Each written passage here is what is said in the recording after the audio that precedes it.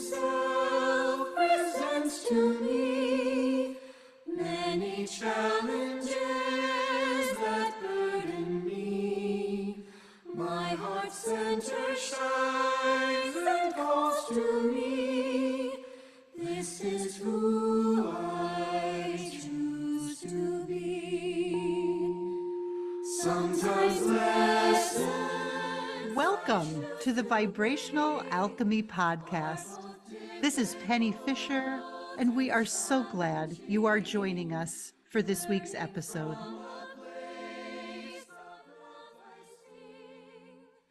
Hello, beautiful souls. So good, as always, to be with you. I am really excited about this arc, this kind of series within our series that we are in. We are calling it, or it is called, The Way of Mastery.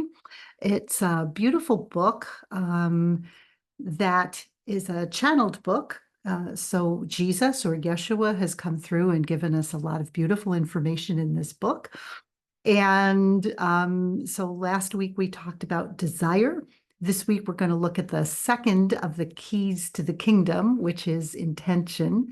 And in the introduction to the book, we are told that what is being shared with us through this work is information that was taught to Yeshua, or to Jesus himself, and that he now, and I quote, lovingly presents to us so that the choice for love can become our every thought and our every breath and our every action extended to the world. So I would invite you, even if you don't have a relationship with this being, to simply think about the energy of unconditional love, right? Very often throughout the series, you've heard me refer to the cosmic Christ consciousness. And when I do, I am talking about that profound, energetic, that vibration of unconditional love. And so if it works for you, better to listen through that lens. By all means, that is one of the things that we want to do. So in this section, this lesson of the book,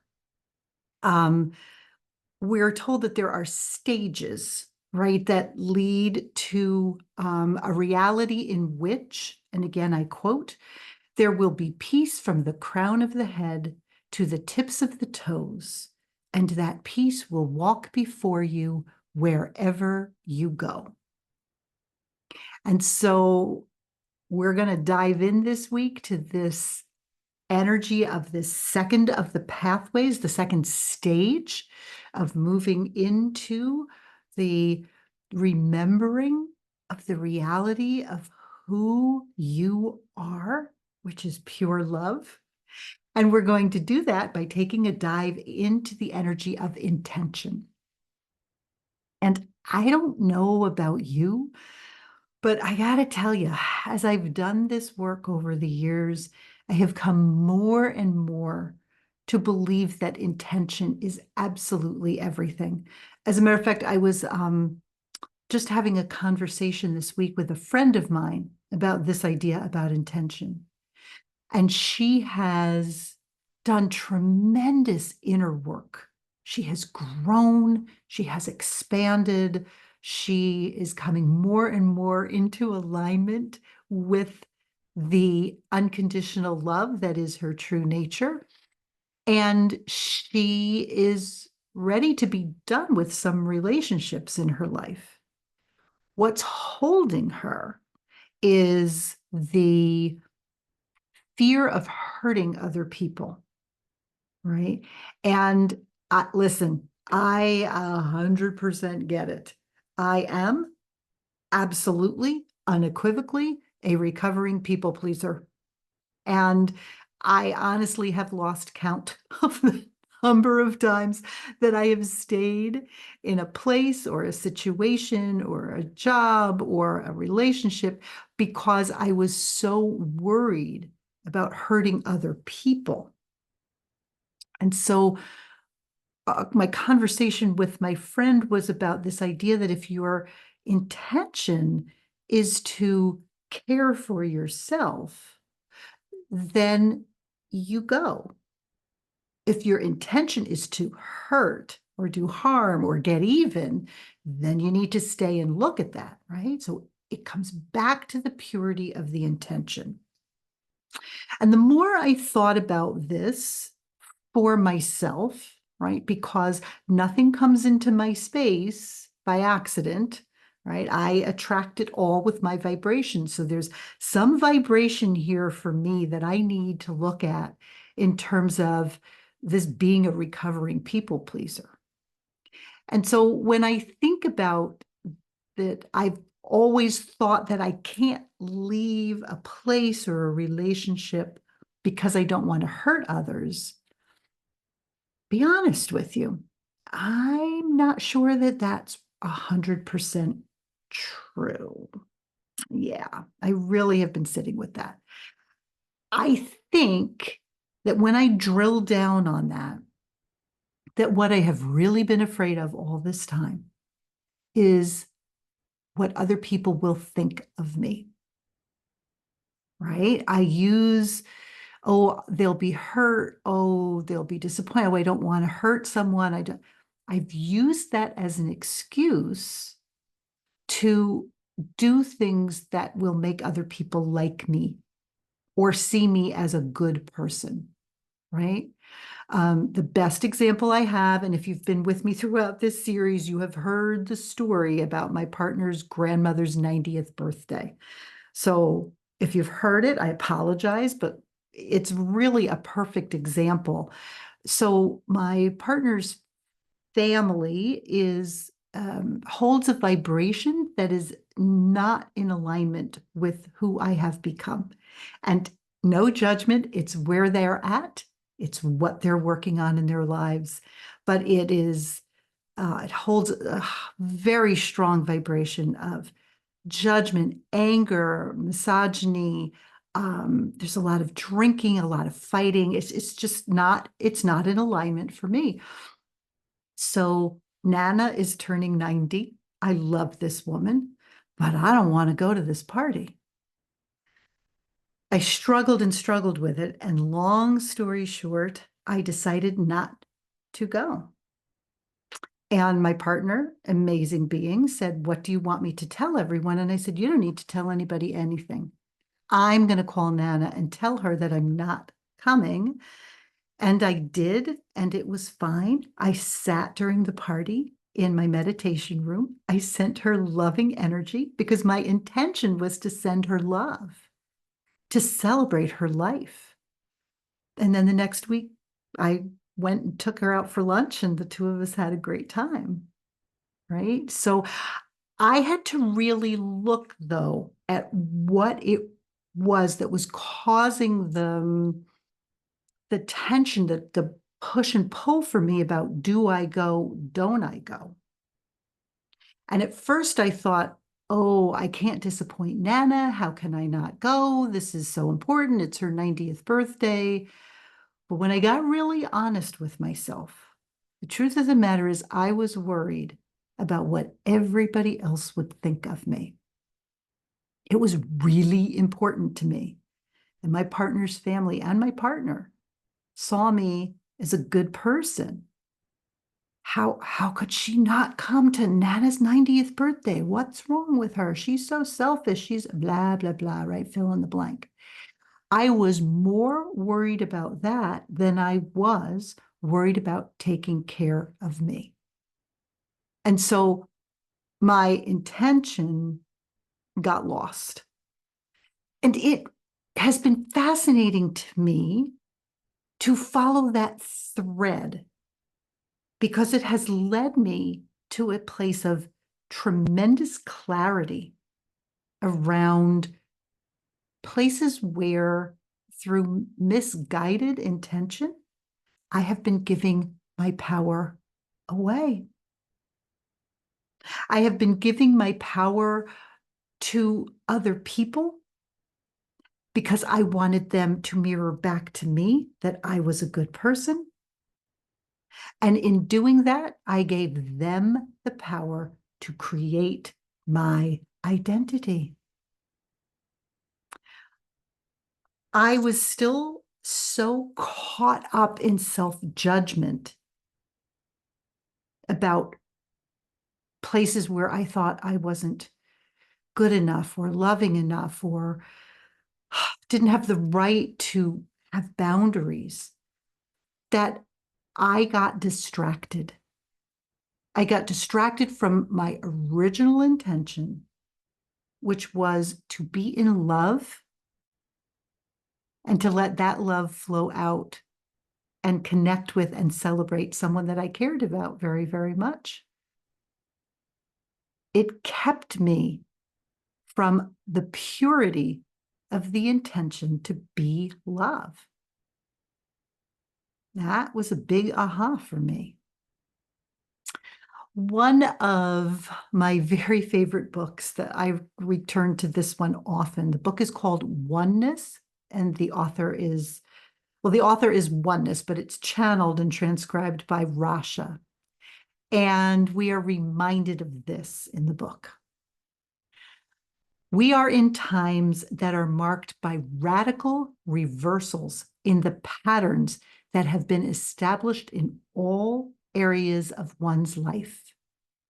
As one begins to grasp the ramifications of the concept of self-empowerment as it relates to the creation of one's reality, one is able to take responsibility for all of it. The need to justify one's actions in terms of the expectations of others begins to take a back seat to the priorities that emanate from within. And honoring one's own inner truth with regard to what is needed and desired takes precedence over cultural conditioning and the expectations and demands of others. Your obligation on this journey is ultimately to the recognition and implementation of your own true choices and the loving intent with which you infuse all choices establishes the basis for the gratification of your heart's desire. And I just want to honor the author. That's from page 207 in my edition of the book. So do you see it, my darlings? When you pay attention to your intention, it can be like a spotlight that shines on places where you are not infusing your intentions with love, with the intention for love. Because remember, that intention to love has to start with you loving yourself unconditionally. Unless you can do that, you cannot offer unconditional love and compassion to the world. All right, what's the saying? As within, so without. When you allow others to inform your intention is not anchored in love. You've given your power away. You've become derailed, distracted. And that's okay. It's part of our human experience. It's part of the practice of constantly noticing where we are, staying in non-compassion, non-judgment, coming back to the heart, right? So this book, The Way of the Heart, talks about it like this. I mean, when people say it beautifully, why would I rephrase it? And they say this: intention is not the same as holding a strong, egoic, willed commitment to make something happen. Rather, intention means that you cultivate within your thought processes the art of remembering what you are truly here for. Therefore, intention means to utilize time each day to focus your attention on the desire to be love incarnate. And that's, again, page 62 in my edition. When we choose to use intention as part of that roadmap to go inward, to discover what it is that we most desire, right, which we talked about last week, then your intention can come into alignment with your desire and create this laser-like focus. And as you come more and more into focus, it actually opens up the flow of energy within you so that you become the channel, the conduit, the hollow bone through which love can flow, unobstructed. Because you love yourself so much that there are no kinks in the hose and love can just flow. And you've heard me say this before, and I'll say it again. This is not easy work.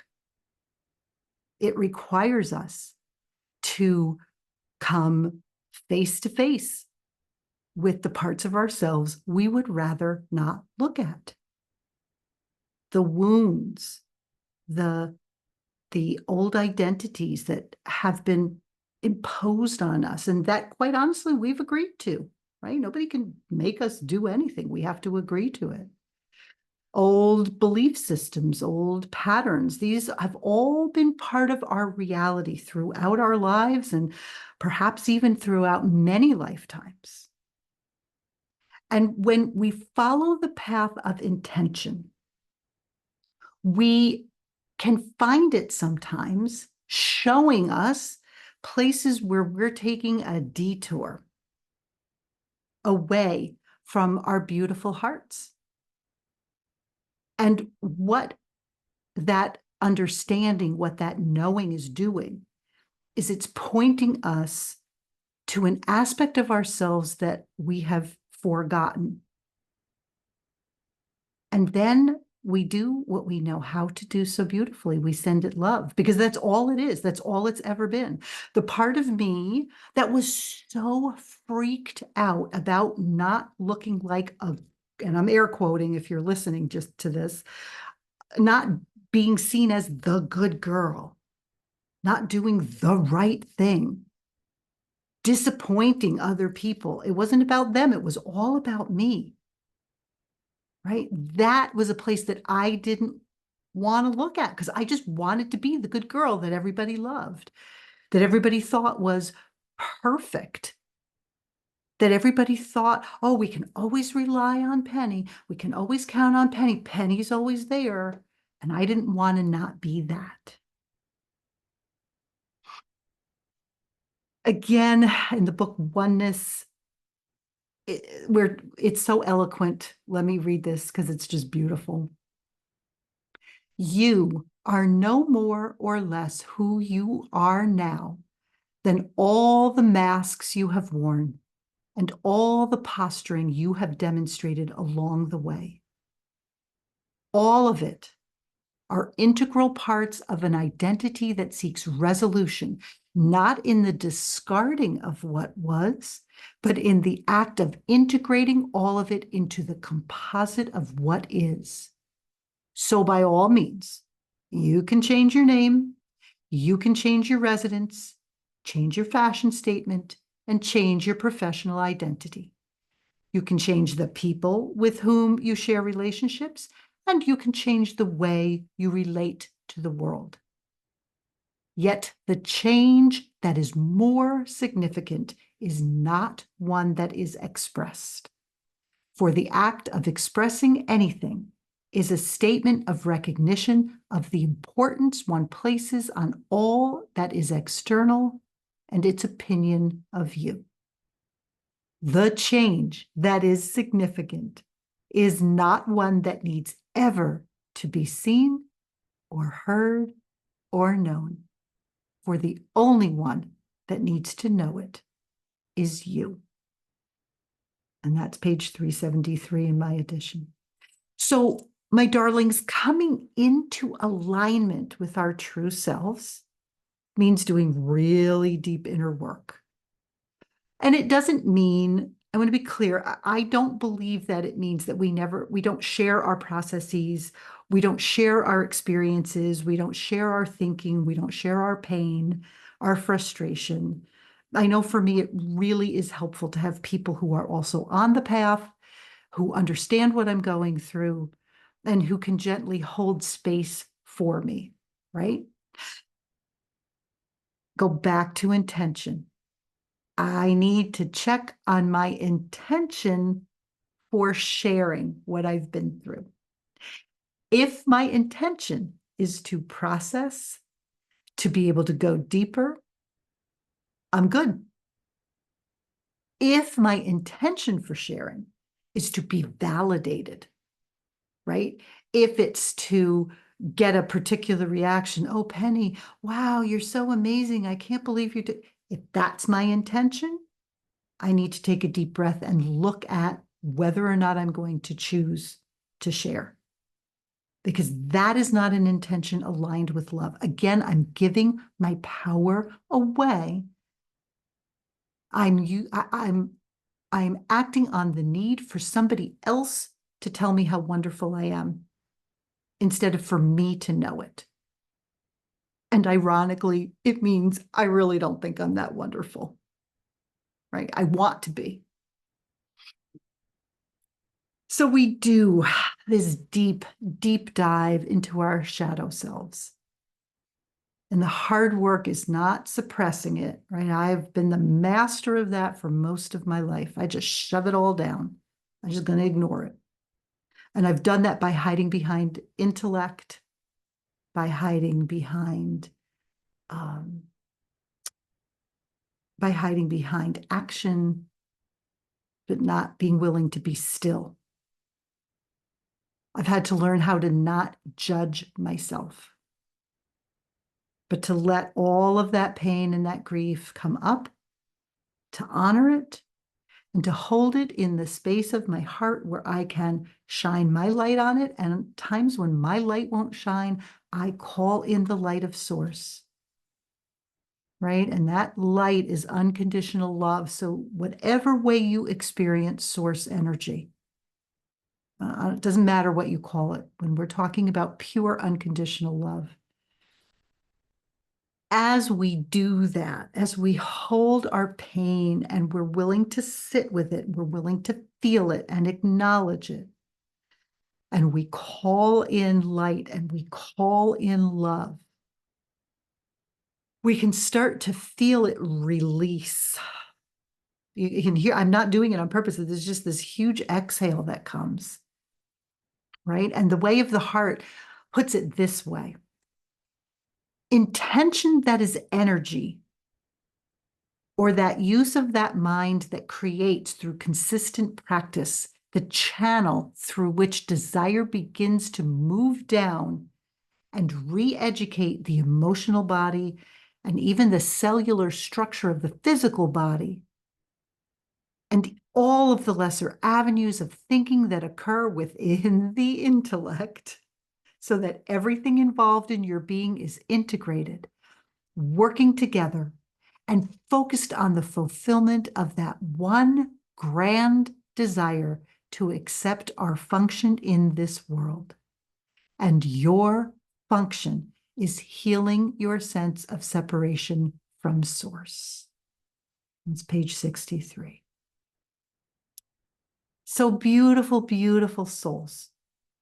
You want always to come into relationship with your intentions, sitting gently with them and asking them if they are in alignment with your journey back to yourself, with your journey to fulfilling your life purpose, your function in this lifetime. And you want to really sit with them because they can be sneaky little buggers, those intentions, right? Just like my partner's Nana's 90th birthday, right? The intention seemed really clear. But the more I sat, the more I realized it was a smokescreen.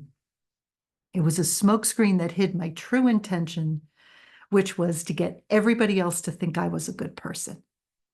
So ask yourself this: is this intention in alignment with unconditional love for myself? If the answer seems to be yes, go with it. If not, pause, breathe. Because remember, sweeties, you are the one who is in charge of whether or not you act on those intentions. So really feel into the vibration of your intentions and remember to stay curious about those intentions, not judgmental, right? Because that's the catch-22. When we bump up against those intentions that are not in alignment with unconditional self-love, then we can beat ourselves up. And that's the antithesis of what we want to do. All right, sweeties, I want to leave you always with a practical way of starting to do this work. So here we go. And the truth of the matter is that as I was preparing to record this, these images and this practice dropped in hard. So we're just going to trust it. It might come out different. Let's see. All right, here we go.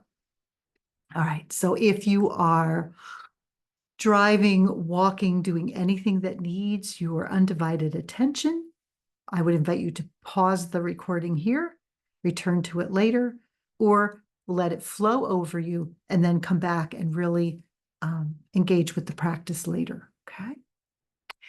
So start by bringing your attention to your breath, feeling it flow slowly and gently in through your nose, allowing it to fill your entire torso, and then reverse the flow also through your nose, allowing your exhale to take as long as the inhale. With each breath, allow yourself to drop deeper and deeper into your sacred heart chamber and rest here for a moment, noticing this beautiful sacred space. What colors do you see? How is it designed? How is it lit? What does it feel like to just be in your heart?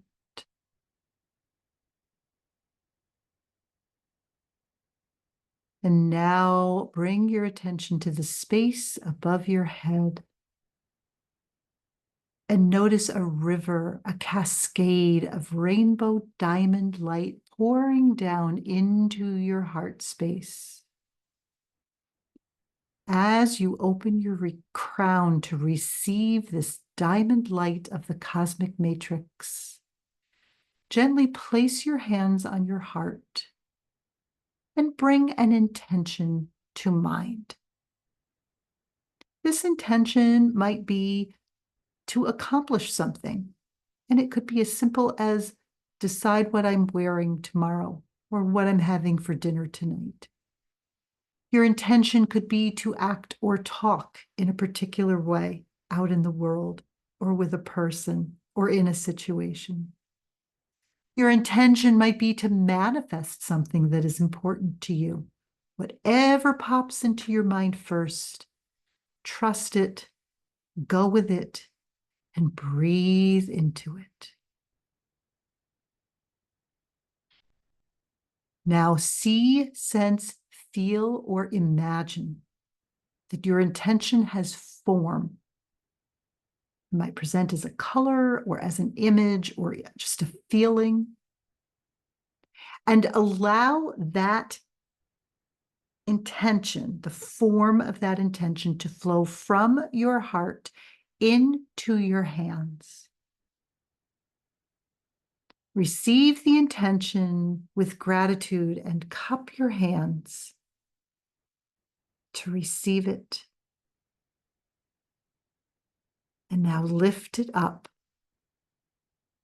to the space as high as it feels right and comfortable for you. knowing that as you lift it, it is infused with more and more of the diamond light of the cosmic matrix. You can do this literally or simply see, sense, feel, or imagine this gesture in your mind's eye. However you are offering your intention to the light, allow it to be infused until it begins to glow from the inside out. This infusion of the light of the cosmic matrix, this infusion of the unconditional love of the cosmic heart, is transforming and transmuting all vibration of fear into alignment with unconditional love. Your intention is coming into alignment with who you are. Allow this to happen for as long as it feels right.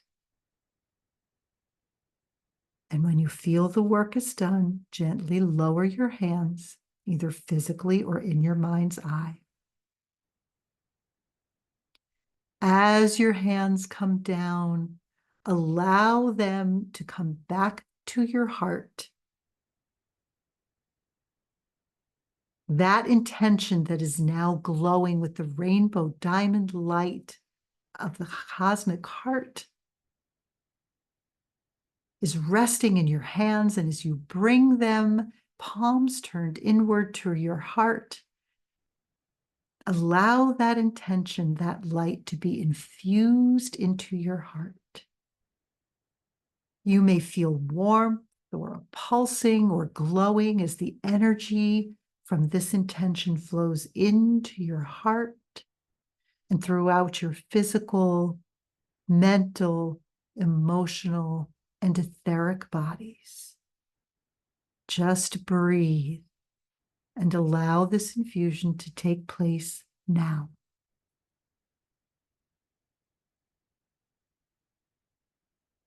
And when you feel the work is done, bring your hands together once more in prayer position in front of your heart, offering gratitude to the cosmic heart and to your own beautiful heart space. And when you are ready, bring your attention back to the breath. Feel your body on your chair, your couch, your bed, your floor, and return to the here and now.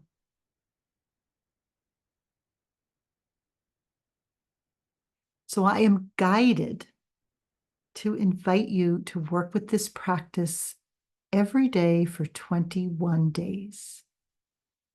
Allow it to become a habit. And then revisit that practice whenever you feel you need guidance around setting clear intentions that are anchored in unconditional self-love.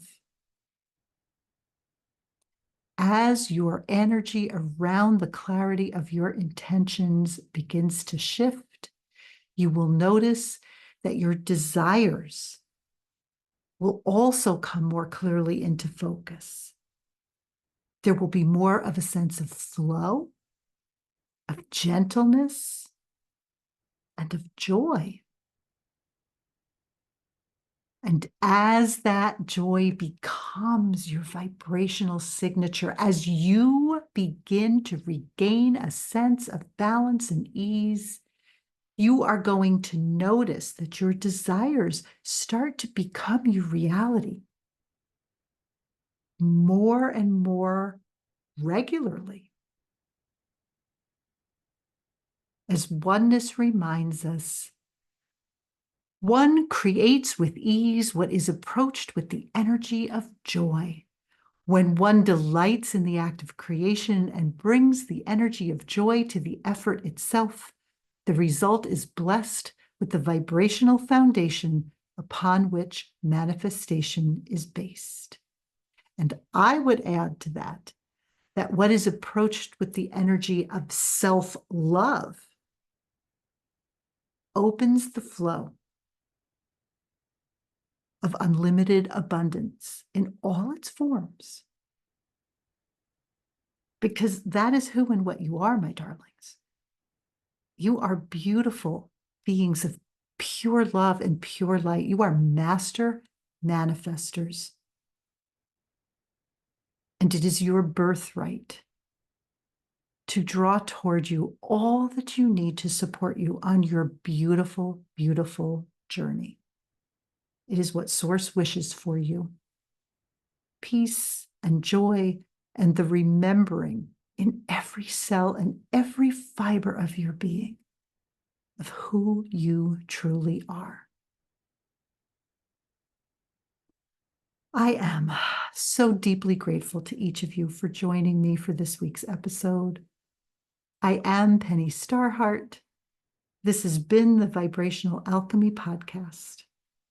And until we are together again, remember always that you are loved and you are love. This is who I